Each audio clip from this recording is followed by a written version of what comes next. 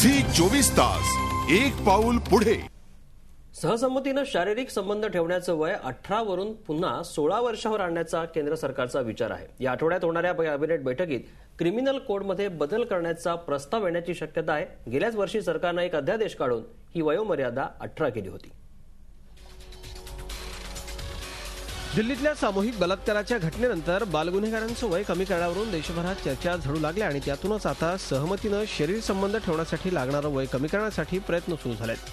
केंद्र सरकार आणत असलेल्या नव्या गुन्हेगारी कायदा विधेयकामध्ये शरीर संबंध ठेवण्यासाठी लागणारं वय 18 ऐवजी 16 वर आणण्याची तरतूद अपेक्षित आहे। तसंच लैंगिक अत्याचाराऐवजी बलात्कार हा शब्द वापरला जाणार आहे। मुलगा आणि मुलगी हे दोन्ही आता लवकर वयात येत असल्यानं या नव्या तरतुदींचं डॉक्टरांनी स्वागत केलंय।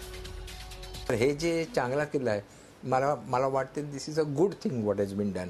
कारण की मुलांची कामेच्छा कामभावना मुलं किंवा मुलीची ते आता जल्दी सुरुवात होतात। माझी प्रॅक्टिसमध्ये पण मला तसंच मी बघते। शारीरिक संबंध ठेवण्यासाठी 16व्या वर्षी शरीरात महत्त्वपूर्ण बदल होत असले तरी मानसिकदृष्ट्या असे संबंध ठेवण्यासाठी हे वय योग्य नसल्याचं काही तज्ज्ञांचं मत आहे। त्यामुळे आणखीनच गुंतागुंत वाढण्याची भीतीही त्यांनी व्यक्त केली आहे।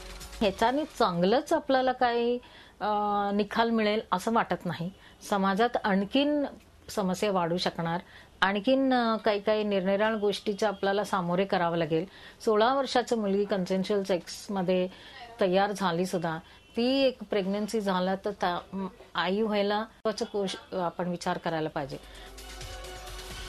दिल्ली सामूहिक बलात्काराच्या घटनेनंतर उसळलेला जनक्षोभ शमवण्यासाठी केंद्र सरकारनं न्यायमूर्ती वर्मांची समिती नेमली, परंतु त्यांनी सुचवलेल्या केवळ 2 सूचना स्वीकारून इतर सूचना कशासाठी भाषणात गुंडाळून ठेवण्यात येत आहेत असा प्रश्न विचारला जातोय। झी 24 ताससाठी कृष्णात पाटील, मुंबई। झी 24 तास एक पाऊल पुढे।